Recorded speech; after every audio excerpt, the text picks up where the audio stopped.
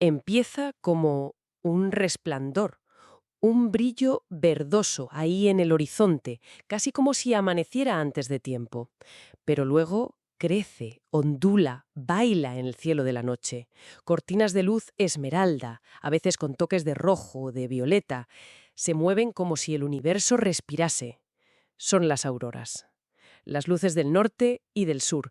Un espectáculo que ha fascinado a la humanidad desde siempre. Y hoy vamos a sumergirnos en un conjunto de fuentes muy completo que explora este fenómeno desde todos los ángulos posibles, la ciencia que hay detrás, su historia y su presencia mucho más allá de la Tierra. Exacto, ese es el plan. El objetivo de este análisis a fondo es entender no solo qué son, sino por qué tienen esas formas, esos colores tan concretos, qué secretos esconden esos tipos de aurora menos conocidos e incluso cómo llegaron a alimentar nuestra tecnología hace más de un siglo. Vamos a desgranar el fenómeno por completo. Para empezar, el nombre en sí ya es pura poesía. Aurora boreal. El documento que manejamos cuenta que lo acuñó Pierre Gassendi en 1621 después de ver una que iluminó todo el cielo de Francia. Me parece una combinación perfecta. Aurora, la diosa romana del amanecer, y Bóreas, el dios griego del viento del norte. Es un nombre muy evocador, sí. Pero es curioso porque, aunque las llamemos luces del norte, no ocurren exactamente en el polo norte geográfico. Ah, no es tan justo en el polo. No. El fenómeno se concentra en una especie de anillo de luz. Se llama el óvalo auroral. Y este óvalo está centrado en los polos geomagnéticos, que no coinciden con los geográficos. Y además, no es estático. ¿A qué te refieres? Se mueve. Constantemente. El viento solar, ese flujo de partículas que nos llega del Sol, lo empuja y lo deforma todo el rato. Por el lado de la Tierra que mira al Sol, el lado diurno, el óvalo está a unos 15 grados del polo, pero por el lado nocturno se estira, se aleja hasta 23 grados. Ah, claro, por eso los mejores sitios para verlas, como Escandinavia o Alaska, no están justo en el polo, están en esa franja. Justo. Están bajo ese anillo desplazado. Entiendo. Y el documento recalca que, durante tormentas geomagnéticas potentes, esos óvalos se expanden muchísimo. Me viene a la cabeza el famoso evento Carrington de 1859, la tormenta solar más bestial que hemos registrado. Se vieron auroras rojas hasta en Cuba y Hawái, en los trópicos. Exactamente. Esas tormentas son la clave de todo. Están directamente relacionadas con la actividad del Sol y su ciclo de manchas solares, que, bueno, dura unos 11 años. Todo está conectado. Una explosión en la superficie del Sol a 150 millones de kilómetros puede acabar pintando el cielo nocturno de nuestro planeta. Hablemos de esa pintura, de la experiencia visual. El artículo describe las formas como si fuera un crescendo de espectacularidad. Empieza con algo muy sutil, un resplandor en el horizonte, y luego aparecen manchas que parecen como nubes luminosas. Pero la cosa se pone seria con los arcos. Los arcos son esa imagen clásica, ¿no? La banda luminosa que cruza todo el cielo. A menudo, dentro de esos arcos, aparecen estructuras verticales, los rayos, que le dan esa textura de cortina que se mueve. Y todo esto culmina en la forma más impresionante de todas, La corona. la corona. Cuando la aurora está justo encima de quien observa, todos esos rayos parecen nacer de un único punto en el cielo. Es como estar en el centro de una explosión de luz. El documento dice que es un efecto de perspectiva, pero la sensación debe de ser increíble. Y esa sensación se multiplica con los colores. Aquí es donde la física se pone realmente interesante, porque la paleta de colores de una aurora es como un mapa químico de nuestra atmósfera.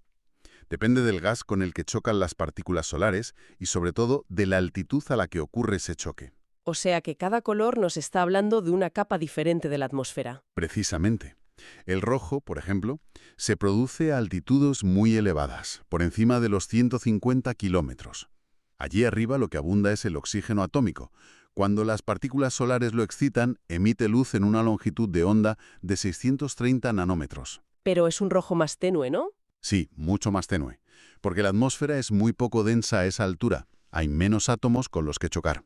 Vale, y luego está el verde, el color icónico, el que todo el mundo asocia con las auroras. Ese se forma más abajo, entre los 100 y los 150 kilómetros. Sigue siendo oxígeno atómico, pero emite en otra longitud de onda, en 557,7 nanómetros. Y aquí brilla más. Mucho más. Aquí la atmósfera es más densa, hay más oxígeno con el que chocar, y además nuestros ojos son muchísimo más sensibles a la luz verde. Por eso es el color más brillante y común que vemos. Pero a veces, en las fotos más espectaculares, se ve como un borde inferior de color violeta o casi morado. ¿Eso es un efecto de la cámara o es que ahí abajo está pasando algo completamente diferente? Es totalmente real. Y nos indica que estamos en una capa aún más baja, por debajo de los 100 kilómetros. A esa altura, el protagonista ya no es el oxígeno, sino el nitrógeno molecular. Cuando es ionizado por partículas muy energéticas, emite luz en la parte azul y violeta del espectro. Vaya. Ver esos tonos significa que la aurora es especialmente potente. Entendido. La altitud y el tipo de gas nos dan la paleta de colores. Pero sigo sin entender la forma. Si las partículas chocan con la atmósfera, ¿por qué vemos esas cortinas que parecen seda y no, qué sé yo, una especie de niebla luminosa por todo el cielo? La respuesta está en el arquitecto invisible de todo esto, el campo magnético de la Tierra. Ah, Esas partículas cargadas que llegan del Sol no pueden moverse libremente. Están atrapadas, ¿sabes? Están obligadas a viajar en espiral a lo largo de las líneas invisibles del campo magnético. En esencia, están pintando esas líneas en el cielo para que podamos verlas. qué bueno. La forma que percibimos, ya sea un arco o una cortina, es simplemente la forma de esas líneas de campo magnético vistas desde nuestra perspectiva en el suelo. O sea que estamos viendo la estructura del escudo magnético de nuestro planeta. Eso es fascinante. Y hablando de cosas que no son lo que parecen, el documento menciona tipos anómalos. Hay uno con un nombre que parece una broma. Steve. Sí, Steve. Y lo mejor de Steve es que técnicamente no es una aurora. ¿Cómo que no? Fue un descubrimiento de científicos ciudadanos en 2016, aficionados a la fotografía del cielo nocturno. Veían algo que no encajaba con nada conocido. Resultó ser una cinta de plasma, de gas supercaliente, de 25 kilómetros de ancho, fluyendo a 450 kilómetros de altitud a una velocidad demencial de 6 kilómetros por segundo. Pero es increíble que un fenómeno tan masivo se descubriera hace tan poco y gracias a aficionados. El cielo todavía guarda secretos. Y no es el único. El material menciona otros, como la aurora de Valla de Estacas o la aurora de Duna. Esta última también fue descubierta por un grupo de aficionados en Finlandia y parece literalmente dunas de arena luminosas en el cielo. ¡Qué maravilla! Pero lo más sorprendente no es solo lo que se ve, es también lo que se oye. Ah, el sonido. Durante siglos se consideró folclore, una sugestión, ¿no? Pues el documento confirma que es real. Se han realizado mediciones que detectan un sonido crepitante, como un siseo. Y ahora viene lo alucinante. Más. El sonido no se origina arriba, con las luces, a 100 kilómetros de altura. Se genera apenas 70 metros del suelo. Espera un momento, perdona. ¿Me estás diciendo que el sonido se produce a la altura de un edificio de 20 pisos? Eso va en contra de toda intuición. ¿Cómo es posible? Pues la teoría más aceptada es que en noches muy frías y despejadas se forma una capa de inversión térmica cerca del suelo, una capa de aire muy frío con otra más cálida por encima. Esta capa puede atrapar carga eléctrica. Ajá. Cuando la tormenta geomagnética que causa la aurora llega a su clímax, puede provocar una descarga súbita en esa capa, justo sobre nuestras cabezas, creando ese sonido. ¡Qué fuerte! Es la prueba de que el fenómeno nos toca de cerca, literalmente. Vale. Esto cambia la perspectiva por completo. Hemos visto el dónde, el cómo se ve y hasta cómo suena. Pero vayamos al origen de todo. El motor que pone en marcha esta maquinaria cósmica es el viento solar, ¿no? Exacto. Hay que imaginar la Tierra constantemente inmersa en una tormenta de partículas, que es el viento solar. Nuestro planeta se defiende con su campo magnético, la magnetosfera, que desvía la mayor parte de ese flujo. Pero no es un escudo perfecto. Hay una puerta que a veces se abre. Justo. Es lo que los científicos llaman reconexión magnética. Un concepto algo abstracto. Sí, un poco. Imagina las líneas del campo magnético del viento solar y las de la Tierra como dos corrientes de un río que fluyen una al lado de la otra. Si las corrientes van en direcciones opuestas, pueden fusionarse, creando un nuevo canal mucho más rápido y directo. Eso es la reconexión. Abre una compuerta. Una compuerta para que la energía y las partículas del viento solar inunden nuestro sistema. Una vez dentro, esas partículas se acumulan en la parte nocturna del campo magnético. que por el empuje del viento solar se estira como si fuera la cola de un cometa, la llamada magnetocola. Eso es como cargar un tirachinas gigante. La magnetocola se llena de energía y partículas hasta que se vuelve inestable.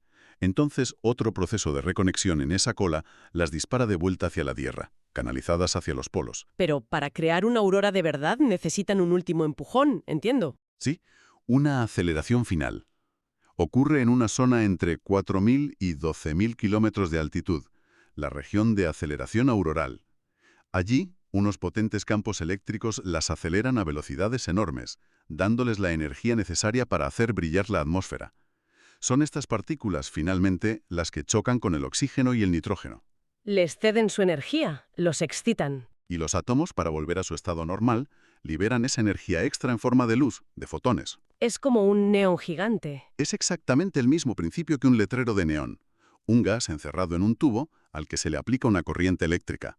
Solo que aquí el tubo es la atmósfera entera y la corriente eléctrica viene del Sol. Y la humanidad lleva viendo este letrero de neón cósmico desde el principio de los tiempos. El artículo cita registros chinos de hace casi 5.000 años. Las culturas antiguas lo interpretaban como puentes al más allá, danzas de los dioses o presagios. Pero el momento clave en nuestra comprensión moderna está ligado a la invención del telégrafo. Y a ese evento Carrington de 1859 que mencionabas antes. La anécdota de los telegrafistas es, sencillamente, de película. La tormenta geomagnética fue tan brutal que indujo corrientes eléctricas directamente en los cables del telégrafo por todo el mundo. Y el documento transcribe la conversación real por telegrama entre los operadores de Boston y Portland. El de Boston le dice al de Portland algo como: «Oye, por favor, desconecta tu batería durante 15 minutos». Y el de Portland le contesta al instante: «Lo haré. De hecho, ya está desconectada». Es buenísimo. Y el de Boston, asombrado, responde: «La mía también. Estamos trabajando con la corriente de la aurora». Y le pregunta: «¿Cómo recibes mi escritura?» La respuesta es para la historia. Mejor que con nuestras baterías puestas. Estuvieron enviando y recibiendo telegramas durante 2 horas usando únicamente la electricidad generada por la aurora en los cables. Es la primera prueba irrefutable de la naturaleza electromagnética del fenómeno. Y fue un aviso, la demostración de que estos espectáculos celestes tienen un poder físico real que puede interactuar, para bien o para mal, con nuestra tecnología. Hoy, una tormenta como la de Carrington podría colapsar redes eléctricas y flotas de satélites. Aquella anécdota fue el nacimiento de lo que hoy llamamos meteorología espacial. Y para terminar de ampliar el foco, resulta que este espectáculo no es exclusivo de la Tierra. El mecanismo es universal. Totalmente. Júpiter y Saturno, con sus campos magnéticos potentísimos, tienen auroras permanentes que empequeñecen a las nuestras. Las de Júpiter son especialmente complejas. No solo las alimenta el viento solar, sino también el material volcánico que escupe constantemente su luna Io. ¡Ostras! De hecho, cada una de sus grandes lunas deja una especie de huella auroral en la atmósfera del planeta. Un punto de luz conectado por un rayo invisible de electricidad. Es alucinante. Pero, ¿qué pasa con mundos que no tienen un campo magnético global como el nuestro? Pienso en Marte o Venus. También tienen auroras, pero son distintas. Venus no tiene campo magnético propio, así que el viento solar golpea directamente su atmósfera superior. ¿Y entonces? Sus auroras son manchas difusas que pueden aparecer por todo el planeta. ¿Y en Marte? Creía que no tenía campo magnético. No tiene uno global, pero su corteza conserva bolsas de magnetismo antiguo, de cuando sí lo tenía. Las auroras marcianas son fenómenos locales, pequeños parches de luz que se encienden justo sobre esas zonas magnetizadas. Vaya. Pero lo más increíble no se quedan los planetas. Se han detectado auroras en el cometa 67P. ¿En un cometa? ¿Cómo? Por la interacción del viento solar con el gas que el cometa desprende al acercarse al Sol. Pero la fuente menciona el caso más extremo. Se ha detectado una aurora en una enana marrón, un objeto a medio camino entre planeta y estrella, a años luz de aquí. No me digas. Y su aurora es 1.000.000 de veces más brillante que la de la Tierra. ¿1.000.000? Esto nos dice que la física fundamental que las crea es increíblemente común en el universo. En resumen, hemos viajado desde la mitología romana hasta la química cuántica de la alta atmósfera, desde aficionados que descubren nuevos fenómenos celestes, hasta telegrafistas trabajando con energía del espacio, y hemos acabado viendo estas luces en otros mundos, en cometas e incluso en estrellas fallidas. Es la manifestación visible y bellísima de la conexión física entre una estrella y un planeta. Un recordatorio de que el espacio no está vacío, sino lleno de campos, partículas y energía que nos conectan con el Sol. Y las leyes de la física que lo gobiernan son las mismas aquí, en Júpiter y en esa lejana enana marrón. Y aquí va una idea final para reflexionar. El documento explica que el estado de la aurora puede cambiar a escala global en cuestión de minutos. Un fenómeno llamado subtormenta auroral puede transformar un cielo con arcos tranquilos en una exhibición frenética que cubre todo el horizonte, casi al instante. Es un recordatorio de que el espacio, que parece tan sereno sobre nuestras cabezas, es en realidad un sistema increíblemente dinámico y a veces violento. La pregunta que queda en el aire es: ¿qué otras conexiones invisibles y cambios vertiginosos están ocurriendo ahora mismo en ese sistema? ¿Y cuál podría ser su próxima manifestación visible aquí, en nuestro cielo?